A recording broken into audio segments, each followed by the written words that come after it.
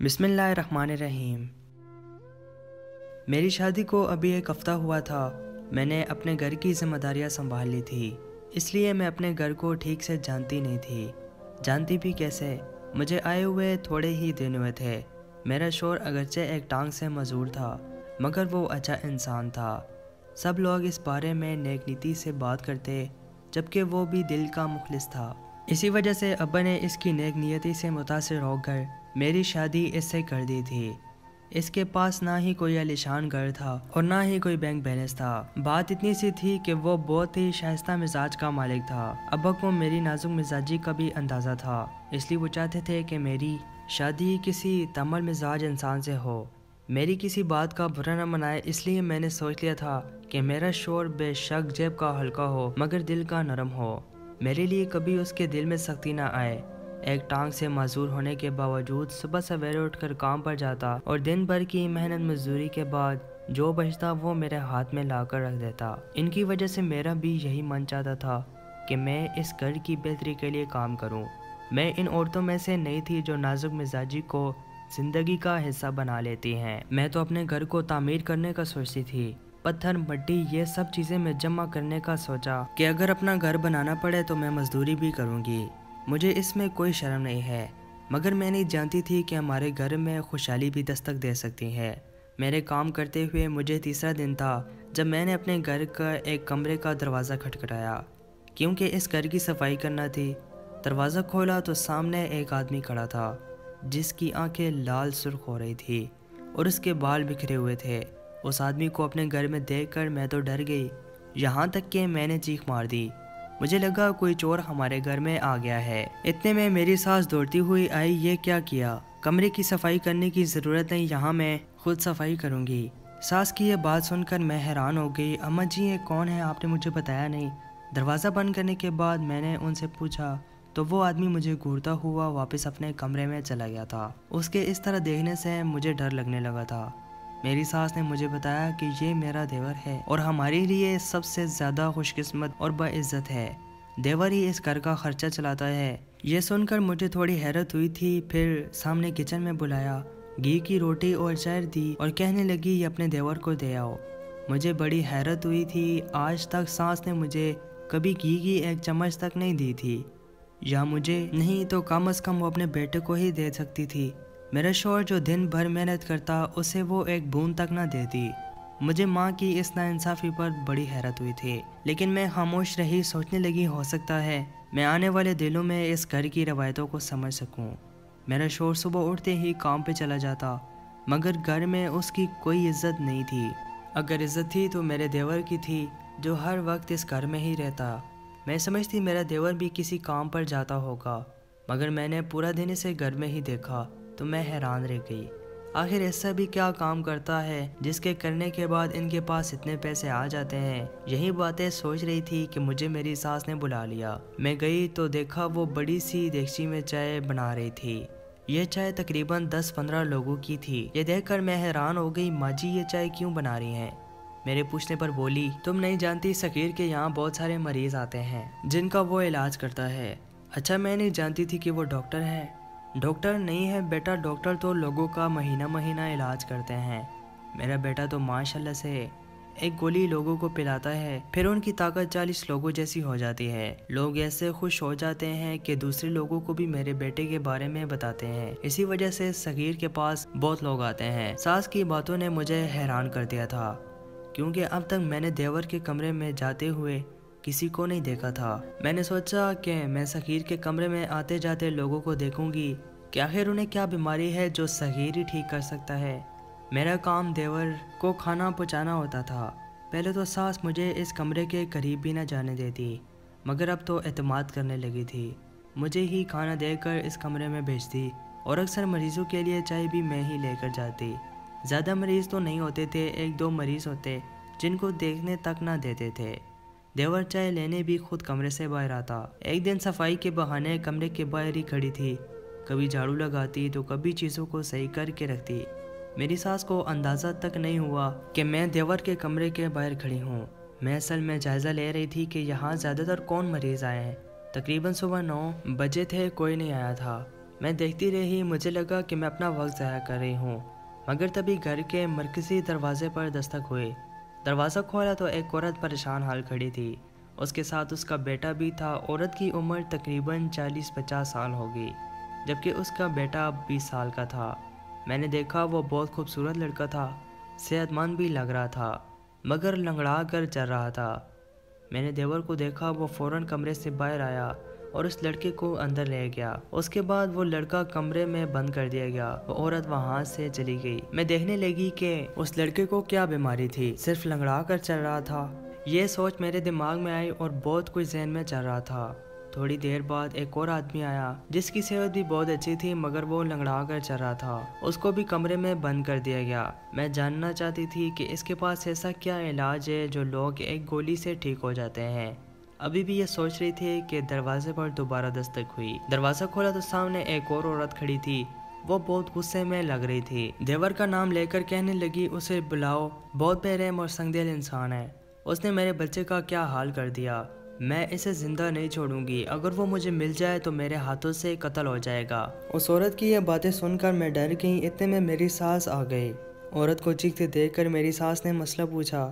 عورت نے بتایا کہ تمہارے بیٹے نے میرے بچے کا غلط علاج کیا ہے، جس کی وجہ سے درد سے مر رہا ہے۔ میری ساس کہنے لگی، خالہ تم پاگل تو نہیں ہو گئی، میرا بیٹا کسی کا علاج نہیں کرتا، نہ جانے تم نے کس کس جگہ سے اپنے بیٹے کا علاج کروایا، ہمیں نہیں پتا، ہو سکتا ہے اسے کسی اور دوا کی وجہ سے یہ مسئلہ ہوا ہو۔ میرے بیٹے پر الزام نہیں ڈالو ورنہ اچھا نہیں ہوگا، کیا کر لو گی تم؟ ان کی یہ باتیں سنتے ہی میرا دیور بھی کمرے سے باہر نکل آیا۔ اماں جی کیوں عورتوں سے الجھ رہی ہیں؟ دیور نے نرم انداز میں کہا تو وہ عورت اس پر چھپٹ پڑی۔ یہ ناٹک کرنا بند کر دو بغیرت انسان، میرے بیٹے کو تم نے چارپائی پر لا کر چھوڑ دیا ہے۔ اماں جی یقین کریں، آج تک میرے کلینک سے کوئی اس طرح نہیں گیا ہے، میرا کام علاج کرنا ہے، بیمار نہیں۔ آپ کے بیٹے کو شاید کسی اور وجہ سے ایسا ہوا ہوگا، آپ اسے میرے پاس لے آئے، میں اسے ٹھیک کر دوں گا۔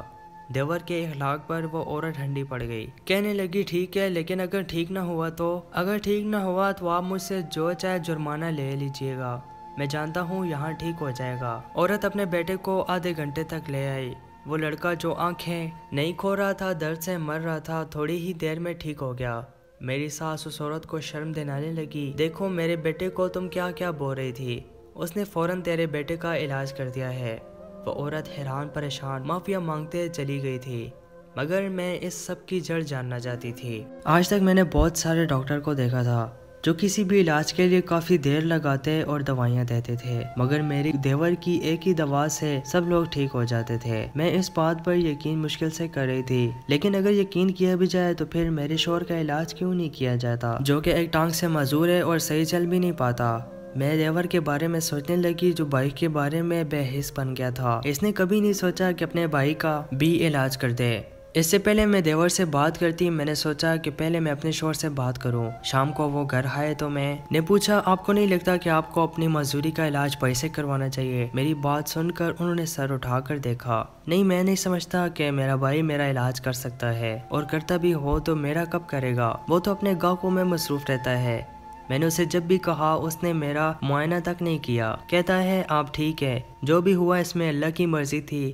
اس کی باتیں سن کر میں پریشان ہو جاتا ہوں۔ میں اپنے شوہر کی باتیں سن کر پریشان ہونے لگی، مجھے کیا معلوم تھا کہ میرے شوہر کا علاج کیوں نہیں کرتا تھا۔ شوہر نے بھی ضد سی پکڑ لی تھی کہ وہ اپنے بھائی سے اس بات کے لیے منت نہیں کریں گے کہ وہ ان کا علاج کر دے، کیونکہ جب بھی اس سے بولا اس نے یہی بتایا کہ میرے پاس وقت کی کمی ہے۔ میں سوچ رہی تھی اگر اسے پیسے دے دوں اور وہ میرے شوہر کا علاج کر دے تو یہ مسئلہ ٹھیک ہو جائے گا۔ میرے پاس ہزاروں کے زیورات تھے جنہیں میں بیچ کر اپنے شوہر کا علاج کروا سکتی تھی۔ میں نے دیور سے بات کرنے کا سوچ لیا، لیکن اس سے پہلے میں نے اس کی خوب خدمت خاطر کرنا شروع کر دی تاکہ خوش ہو کر وہ میری بات جلدی مانے۔ ہمارے پڑوس میں ایک بہت ہی خوبصورت ترین لڑکی رہتی تھی، میں نے سوچا کہ میں اپنے دیور کی شادی بھی اس لڑکی سے کروا دوں گی۔ یہ بات سن کر ساس اور دیور خوش ہو گئے، ویسے بھی بات تو ان کے بڑے بھائی کا علاج کرنے کی تھی، کون سا خود کے لیے کچھ مانگ رہی تھی۔ اگلے دن میں نے بات دیور کے سامنے کی، آپ میرے چھوٹے بھائی جیسے ہیں۔ میں نے دیور سے کہا، آپ تو جانتے ہیں کہ ایک عورت کے لیے شوہر کتنا اہم ہوتا ہے، میں ان کی معذوری دیکھ کر دل ہی دل میں پریشان ہوتی ہوں۔ آپ کے ہاتھ میں اللہ نے شفا رکھی ہے، آپ اپنے بھائی کا علاج کیوں نہیں کرتے؟ مجھے معذوری سے کوئی مسئلہ نہیں ہے، مگر انہیں تکلیف میں دیکھ کر مجھے تکلیف ہوتی ہے، تو میں کیا کروں؟ میرے دیور نے سخت لہجے میں جواب دیا، ان کا علاج کریں؟ آپ ہزاروں لوگوں کا علاج کرتے ہیں اور وہ لوگ یہاں سے ٹھیک ہو کر جاتے ہیں۔ صبح میرے سامنے جو لڑکا لنگڑاتا ہوا آیا وہ چلتا پھرتا گیا، آپ میرے شوہر کا علاج کر دیں، وہ تو آپ کا بھائی بھی ہے۔ میں نے منت کی مگر اس پر کوئی اثر نہیں پڑا۔ آپ چلی جائیں بھابھی، میں آپ کی عزت کرتا ہوں، مگر یہ بات نہیں مان سکتا۔ کیوں نہیں مان سکتا؟ وہ آپ کا بڑا بھائی ہے، کیا ذرا بھی احساس نہیں ہے؟ یا پھر آپ دونوں میں کوئی دشمنی ہے؟ کوئی دشمنی نہیں ہے، بھائی کی عزت کرتا ہوں، بھائی مجھے اچھے لگتے ہیں، انہوں نے باپ بن کر مجھے پالا ہے، لیکن ابھی یہ ممکن نہیں ہے۔ مگر کیوں نہیں ہے؟ میں نے بحث کی تو دیور نے مجھے کمرے سے جانے کا اشارہ کر دیا۔ مجھے بڑا برا لگا، تم یہ سب پیسوں کے لیے کرتے ہو نا، لوگ تمہیں پیسے دیتے ہیں اور تمہارا بھائی تمہیں کچھ بھی نہیں دے سکتا۔ یہ سن کر اس نے میری کسی بات کا جواب نہیں دیا۔ میں روتی ہوئی اس کے کمرے سے باہر نکل آئی۔ میں نے سوچ لیا کہ میں اب اس کے پیسوں کی ہوس بھی پوری کروں گی۔ اگر پیسے لے کر میرے شوہر کا علاج کر دے گا تو اس سے اچھی اور کیا بات ہو سکتی ہے۔ اگلے دن میں نے ساس سے اپنے میکے جانے کی بات کی۔ دراصل میری سارے زیورات ان کے پاس تھے، انہوں نے ایک بھی چیز مجھے پہننے کو نہیں دی تھی۔ ساس بولی، اس طرح نئی دلہن خالی ہاتھ گھر جائے تو اچھا نہیں ہوتا، اور کچھ انگوٹھیاں یا چوڑیاں پہن لو۔ ساس نے میرے سونے کے زیورات میرے حوالے کرتے ہوئے کہا، ٹھیک ہے، مگر میرا ارادہ کچھ اور تھا۔ میں اپنے دیور کو یہ زیورات دے کر اسے اپنے شوہر کا علاج کرواؤں گی۔ میں نے فوراً وہ زیور لے کر اس کمرے کا دروازہ کھٹکھٹایا۔ دیور بہت غصے میں لگ رہا تھا، کہنے لگا، بھابھی میں ابھی مریضوں کا علاج کر رہا ہوں، آپ کیوں آئی ہیں؟ میں یہاں سے مجبوراً چلی گئی۔ تھوڑی دیر بعد مریضوں کے جاتے ہی میں دوبارہ اس کے پاس جا پہنچی اور زیورات اس کی جھولی میں رکھ دیے۔ خدا کے لیے میرے چھوٹے بھائی، تم میرے شوہر کا علاج کرو، میں نے اپنی ساری دولت تمہیں دے رہی ہوں، اس کے علاوہ میرے پاس کچھ نہیں ہے، مگر تم میرے شوہر کا علاج کرو۔ میری بات سن کر میرے دیور پر اس کا کوئی اثر نہیں پڑا، کہنے لگا، جاؤ، ان زیورات سے مجھے کوئی غرض نہیں ہے۔ یہ کہہ کر اس نے میری طرف منہ موڑ لیا۔ میں حیران تھی کہ کوئی اتنا سنگ دل کیسے ہو سکتا ہے، مگر وہ جیسے ہی پیچھے مڑا میری نظر ان گولیوں پر پڑی جو لوگوں کو دیتا تھا اور وہ ٹھیک ہو جاتے تھے۔ میں نے فوراً سے ایک پھتا چھپا لیا اور کمرے سے باہر نکل آئی۔ میرے زیور بھی بچ گئے، میرے پاس دوا بھی آ چکی تھی۔ یہ سوچ کر میں خوش ہو رہی تھی۔ میں کے جانے سے پہلے میں نے سوچا کہ ایک گولی اپنے شوہر کو کھلا دوں، شاید اس پر کوئی نہ کوئی اثر کر جائے۔ ان کی معذوری نے تو مجھے تنگ کر رکھا تھا، ٹانگ میں ایک نامعلوم مسئلہ تھا۔ میں نے وہ دوا اپنے پاس رکھ لی۔ شام کو وہ آئے تو پانی میں ملا کر انہیں پلا دی تھی، مگر ابھی تھوڑی ہی دیر گزری تھی کہ ان کی حالت خراب ہونے لگی۔ ان کو چکر آنے لگے، وہ اپنا پیٹ اور سر پکڑ کر بولے، تم نے مجھے کیا پلا دیا ہے؟ مجھے بہت عجیب لگ رہا ہے۔ یہ کہتے کہتے وہ بے ہوش ہو گئے۔ میرے تو ہاتھ پاؤں پھولنے لگے۔ میری ساس میرے شوہر کے پاس آ گئی۔ شوہر کی جان بچانے کی خاطر دیور کا سر سب کے سامنے رکھ دیا۔ میرے دیور نے اپنا ہاتھ ماتھے پر مارا اور بولا، بھابھی یہ تم نے کیا کر دیا ہے؟ میں تو لوگوں کا کوئی علاج نہیں کرتا۔ ہاں، کچھ ایسے لوگ جو نشے کے عادی ہیں وہ ہمارے علاقے میں رہتے ہیں، مگر جب پولیس نے چھاپا مارنا شروع کیے ہیں کوئی بھی نشہ ٹھیک سے نہیں کر سکتا، کیونکہ سب لوگوں پر پولیس کی نظر ہے۔ میں اکٹھا نشہ لاتا تھا، جو لوگ نشے کے عادی ہیں اسے چھوڑ نہیں سکتے، ان سے ایک مخصوص رقم لے کر میں انہیں نشہ دیتا تھا۔ اب مجھے کیا پتا وہ لوگ کیا ناٹک کر کے آتے تھے۔ یہ کہتے تھے کہ ہمارے ٹانگ میں درد ہے، میں انہیں نشہ دیتا تو وہ اپنا ناٹک بند کر دیتے تھے اور ان کے گھر والے بھی خوش ہو جاتے تھے۔ میں یہ سب اپنے بڑے بھائی کے لیے کر رہا تھا کہ ان کی ٹانگ کا آپریشن ہوگا تو وہ بالکل ٹھیک ہو جائیں گے، لیکن یہ تبھی ہوگا جب ہمارے پاس روپے جمع ہو جائیں گے۔ ڈاکٹر نے آپریشن کی قیمت 2 لاکھ روپے بتائی ہے۔ میں دیور کے قدموں میں گر پڑی۔ تمہیں یہ سب کرنے کی کیا ضرورت تھی؟ تم میرے زیور بیچو، میں اپنے شوہر کا علاج کروانا چاہتی ہوں۔ میں نے اپنی ساس کی طرف دیکھا تو وہ بہت خوش لگ رہی تھی۔ بھلا کس عورت کو زیورات اپنے شوہر سے زیادہ عزیز ہوں گے؟ میں نے وہ بیچ دیے اور اپنے دیور کو بھی اس کام سے منع کر دیا۔ خدا کا شکر ہے میرے شوہر کا آپریشن بھی ہو گیا، جو مکمل طور پر کامیاب ہو گیا ہے اور وہ اپنے پاؤں پر چلنے کے قابل ہو گئے ہیں۔ دوستوں، مزید سچی کہانیاں سننے کے لیے محمد اسماعیل وائس چینل کو ضرور سبسکرائب کریں اور ساتھ میں دیے گئے بیل پر کلک کریں۔